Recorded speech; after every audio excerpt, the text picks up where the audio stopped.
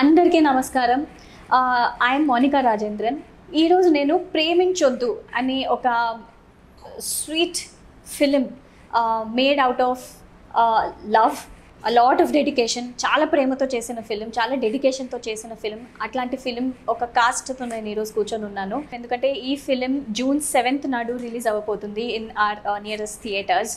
Here we have Anuroop, our actor, the lead of the film.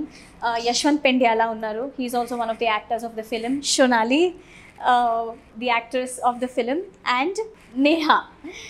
So they all are actors. Irozu, let us chit chat with them. Hi Anurup. Hi. Meer cheppandi, like where exactly are you coming from? మీ background ఏంటి? మీరు సినిమాలో ఎట్లా entry ఇచ్చారు? నేను engineering student అండి. B Tech student. 2013-14లో pass out అయిపోయింది. దాని తర్వాత ఒక 4-5 షార్ట్ ఫిల్మ్స్ చేసిన. ఓకే. దెన్ ఫిలిం స్కూల్లో కూడా ట్రైనింగ్ తీసుకున్నాను. తర్వాత నాకు బందూక్ అనే ఒక ఫిలిం వచ్చింది. ఆ తర్వాత ఆడిషన్లో శేఖరంగారు అబ్బాయి అనే ఒక ఫిలిం, అట్లా 2 సినిమాలు చేసిన. ఇంక తర్వాత కోవిడ్ బిఫోర్ ఆ టైంలో ప్రేమించొద్దు సినిమా సెలెక్ట్ అయ్యాను అనమాట దీనికి. ఓకే. సో అట్లా 3 ఫిలిమ్స్ చేసిన సో ఫార్. ఇది నా entrance towards film industry. Okay, before we move on to other actors, నేను ఏమనుకున్నానంటే let me ask you guys a question about the title Preminchoddu. యూజువల్గా మనం లవ్ స్టోరీస్ చూస్తాము, రామ్ కామ్స్ చూస్తాము, అండ్ ఇట్స్ వెరీ అంటే రెగ్యులర్గా తీసే సినిమాలు అవే ఆన్ లవ్ స్టోరీ. కానీ ఇక్కడ we have a film called Preminchoddu. So real లైఫ్లో ప్రేమించొద్దు అంటున్నారు. రియల్ లైఫ్లో మీ ఒపీనియన్ ఏంటి?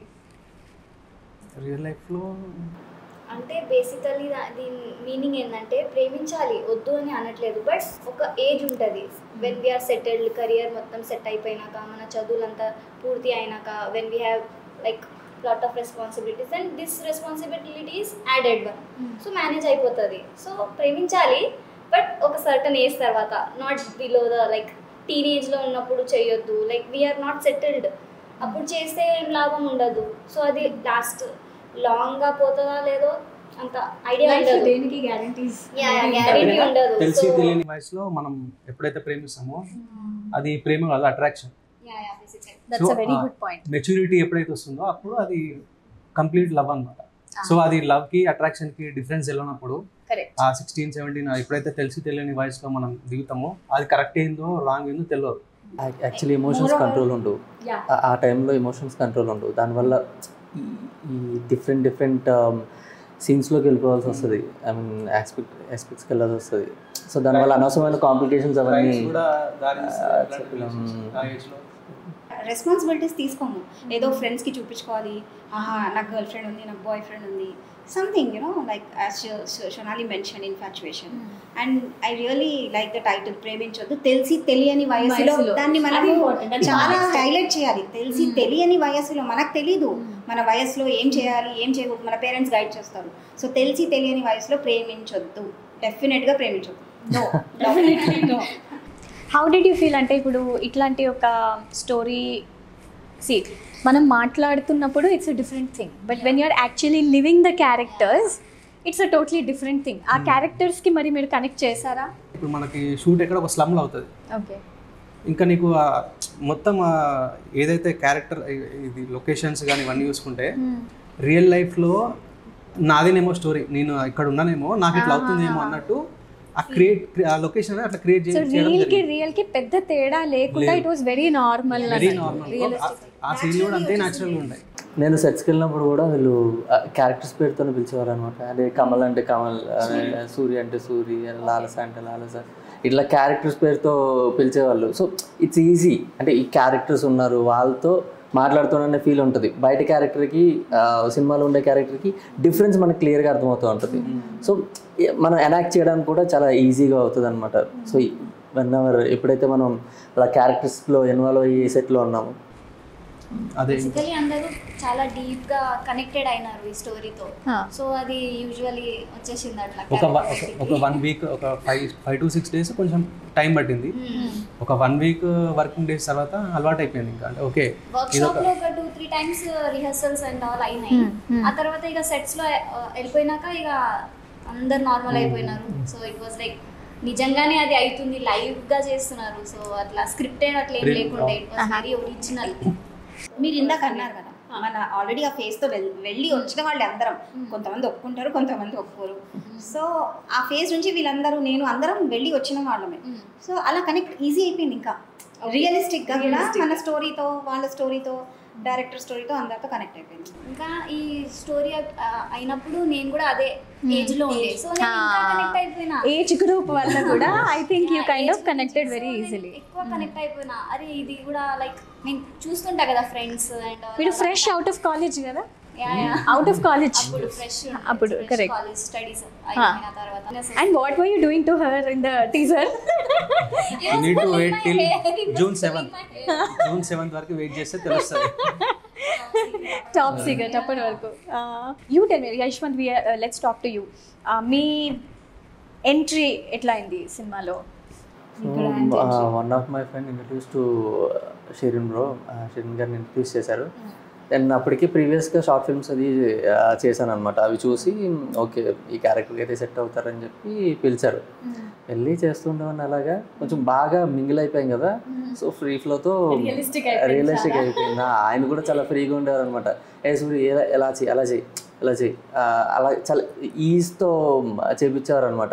సెట్స్ మీద కంఫర్ట్ జోన్ అనేది ఉంటే I think you will be very easy to pick up the characters and act.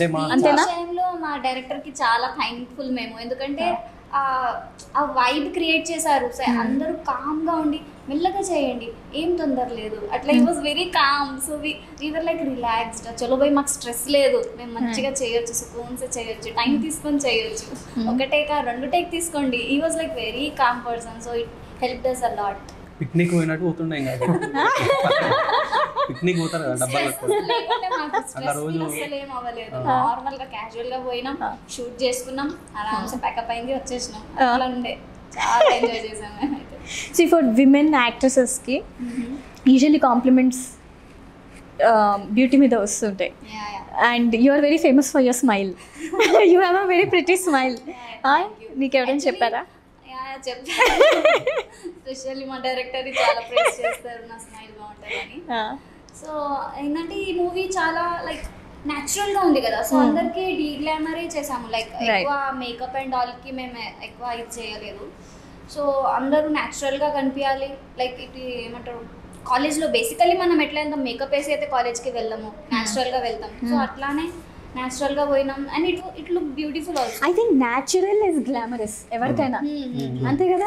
ఆ క్యారెక్టర్ కి మేకప్ వేసి పెడితే అరే ఇదేంటి చిన్నపిల్ల మేకప్ వేసుకున్నది అని ఒక థాట్. అవును అవును. సో అది పెట్టి waste. I think you are a makeup artist. Because Shirin has been very clever here. He has taken all the young girls, so their skin is anyway flawless. So I had little job to do, and their smile does all the job anyways. And it was very little, but just for the camera he wanted certain things he was very particular about. So I just guided them, I trained them. Not every day I used to go on sets, but I just guided Shonali. She was a good learner also. And I told them like koncham eye shape itla undali, koncham lips ki manam itla koncham glossy ga chupiyali, only for the camera setting. Just because of the camera setting we even did that minimalistic makeup. Otherwise that was also not needed. It was easy for me. Basic knowledge aithe dini, but basic I have guided them how to just prime up the skin. And you acted also in the film. I have acted a little role in that as a lecturer. My teacher anamata. So they are all my kids, they are all my students. Okay. So professionally also I am a trainer. So maybe Shirin saw that and he wanted me to be And that's like a perfect blend between the real and the real. Age will also show up, right? Because they are all young, really young. So to match up that also. So meeku etla ee opportunity vachindi? So I know him since university. We were together in a university. So that's how he approached me, and then I was also TK. It got joyful అనిపిస్తుంది కదా ఎవరైనా మీరు act చేస్తారా మూవీలో అంటే. So tell me more about any funny incidences. మేము bilingual చేసేవాళ్ళం కదా, తెలుగు పక్క హిందీ కూడా చేసేవాళ్ళం. అయితే తెలుగులో వచ్చినప్పటికీ ఈజీగా అయిపోయేది, హిందీ వచ్చినప్పుడు మనకి అంత అలవాటు లేదు కదా. వచ్చిన తర్వాత కొంచెం అది టంగ్ ట్విస్టర్స్ లాగా ఉంటాయి అనమాట. హిందీ తెలుగు రెండిట్లో సైమల్టేనియస్ గా షూట్ చేసేవాళ్ళం. ఇంటెన్స్ గా జరుగుతుంది సీన్. నేను డైలాగే చెప్పేటప్పటికి హిందీ కామెడీ అయిపోయేది. అవును, యూఆర్ మరాఠీ గర్ల్ కదా? నేను Marathi. You're Telugu? Marwari. Oh you're Marwari. అచ్చా, మీరిద్దరు తెలుగునా? తెలుగు పక్కా తెలుగు.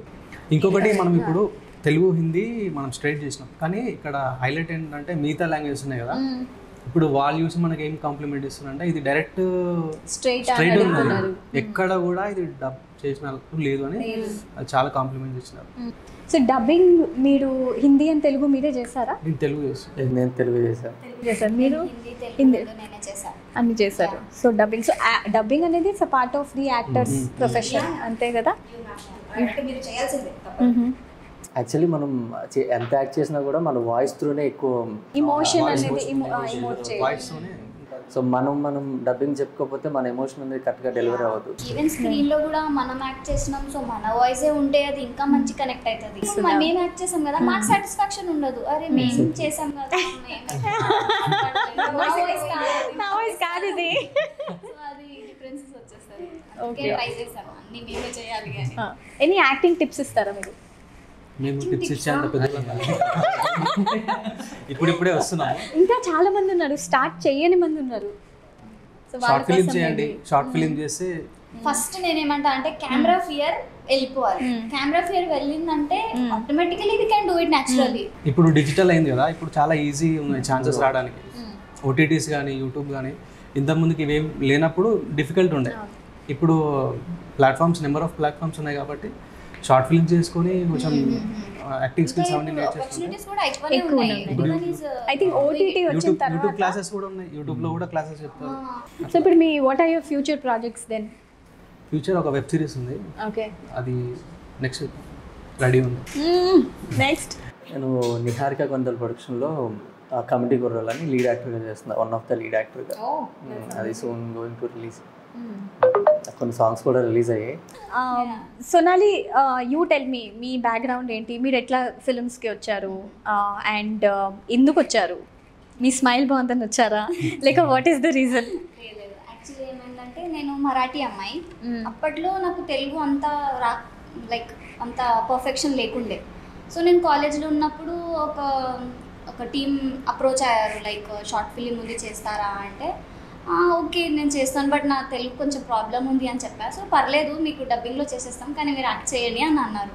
సో నేను ఎక్సైటెడ్ అయినారు, చలో బై ఏదో ఒకటి చేస్తా కదా. ఎందుకంటే మా ఫాదర్కి చాలా ఇంట్రెస్ట్ అనమాట, నువ్వు యాక్టింగ్ చేయాలి, నువ్వు కనిపించాలి, నువ్వు లైక్ ఒక ఫేస్ కనిపించాలి. మా ఖాందాన్లో your father is very progressive, ఆయనకి దండాలు. మా ఫాదర్కి చాలా మూవీస్ అంటే ఎంత పిచ్చి అంటే హిందీ ఉండని, తెలుగు ఉండని, పాత మూవీస్ నుంచి ఇప్పటి వరకు అన్నీ చూసేస్తారు. సో ఆయనే నాకు ఇన్స్పిరేషన్, నువ్వు చేయి then only. That is brilliant. అంటే ఇండస్ట్రీ, ఫిలిం ఇండస్ట్రీ ఒక ప్లేస్ ఎక్కడ వి రికగ్నైజ్, అందరు రికగ్నైజ్ అవుతారు, తొందరగా రికగ్నైజ్ అవుతారు. సో అట్లా షార్ట్ ఫిలిం చేసేసా. అప్పుడు నాకు రిగ్రెట్ ఉండే, అరే నేను దానికి డబ్బింగ్ చెప్పలేదబ్బా, నాకు చాలా రిగ్రెట్ ఉండే. సో నెక్స్ట్ కాలేజ్ అయిపోయింది, దెన్ షిరీన్ గారు అప్రోచ్ అయ్యారు. సో నేను ఆడిషన్స్కి వెళ్ళా, ఆడిషన్స్ చేసేసా. అప్పుడు సెలెక్ట్ అయినప్పుడు వర్క్షాప్స్ చేస్తున్నాము, అవుతుంది ఒక 1 వీక్ 2 వీక్ అయింది. సో తర్వాత ఏమైంది, షిరీన్ గారు నన్ను ఏం అడిగినారంటే are you interested in direction team, అంటే ఒక ఏమైనా ఈజీ వర్క్స్ ఉంటే నువ్వు చేయగలుగుతావా అని అడిగారు. యాక్టింగ్ ప్యారలల్ ఇది హ్యాండిల్ అవుతుందా అంటే యా ఆఫ్ కోర్స్, ఆపర్చునిటీ వస్తే నేను ఎందుకు వద్దంట, డెఫినెట్లీ నేను హెల్ప్ చేస్తాను మీకు అని నేను సరే అన్నా. సో ఇప్పుడు like when time goes it was like నేను చాలా ఏమంటారు డీప్గా డైరెక్షన్ టీంలో వెళ్ళిపోయినా. సో దాని తర్వాత షెడ్యూలింగ్ కానీ ఏమైనా కానీ యాక్టర్స్కి ఏమైనా సీన్స్ ఎక్స్ప్లెయిన్ చేయాలి. ఇంకా హిందీ కూడా ఉండే, హిందీ రైటింగ్ కూడా నేను చేసాను. అరే వా, మల్టీ ఫ్యాసెటెడ్ ఉండటం అనేది it's very important these days, అంతే కదా? సో అది నాకు చాలా హెల్ప్ చేసింది, ఆల్ రౌండర్. అవును, చాలా హెల్ప్ చేసింది. నాకు హిందీ రావడం హెల్ప్ అయింది. తర్వాత తెలుగు ఇంత మంచిగా మాట్లాడుతున్నావు. తెలుగు ఎట్లా అంటే అసలు ఈ మూవీలో ఎంట్రీ అయిన తర్వాత నేను చాలా ఫ్లూయెంట్లీ వచ్చేసింది నాకు తెలుగు. స్క్రిప్ట్ చదివి అందరికీ ఎక్స్ప్లెయిన్ చేసి అండ్ ఆల్. నాకు డబల్ వర్క్ ఉండే కదా డైరెక్షన్ టీంలో కూడా, అండ్ సీన్స్ కూడా చేయాలంటే డబల్ వర్క్లో నాకు ఇక ఫ్లూయెంట్ వచ్చేసింది, తెలుగు వచ్చేసింది. సో ఇప్పుడు నాకు సాటిస్ఫాక్షన్ వచ్చేసింది, చలో బై తెలుగు అయితే ఫైనల్లీ అని. So it was very tough, like initially. అవును, తర్వాత అక్కడ వెళ్ళి షూట్లో యాక్టింగ్ చేయాలి, it was tough, but I enjoyed a lot. So me acting dream ఎటువైపు వెళ్తుంది? ప్రేమించొద్దు 2 వస్తే ఇక ముందే చెప్పేసిన, నేను ఖర్చు చేసేసిన. లీడ్ రోల్ నాకే ఇవ్వాలి. Nice nice. నాది కూడా అట్లనే ప్రమోషన్ అయిపోతుంది. అంతే అంతే. ప్రేమించొద్దు 2 ఇప్పుడు అడిగినా నేను చెప్పేస్తా. ఖర్చు వేసేసారు కదా ఆల్రెడీ. అంతే, మన పని ఖర్చు పెట్టాం. That's it. ప్రేమించొద్దు 2 వస్తే నేనే లీడ్ అవుతాను అని నేనైతే మాట తీసేసుకున్నా. ఇప్పుడు కొంత ఏజ్ అయిపోయిన తర్వాత ఈసారి ప్రేమించొద్దాను కాదు, ఈసారి పెళ్లి చేసుకోవద్దంటే. సో అదండి మన cost with Anuroop, Yashwant, Sonali and Neha. ఈ ఫిల్మ్ అనేది it is a labour of love అండి. చాలా డెడికేషన్తో, చాలా ప్రేమతో చేశారు ఈ cinema. Teaser is very thrilling అని నేను అంటాను, కానీ ఇక్కడ మన యాక్టర్స్ మాట్లాడుతున్నది చాలా సోబర్గా, చాలా కామ్గా మాట్లాడారు. But the film is pretty contrast. So ఈ సినిమా చూడడానికి June 7th నాడు మీ థియేటర్స్లో రిలీజ్ అవుతుంది. You have to go and watch this. It will be a brilliant experience. So థియేటర్స్లో తప్పకుండా చూడండి. June 7న ప్రేమించొద్దు.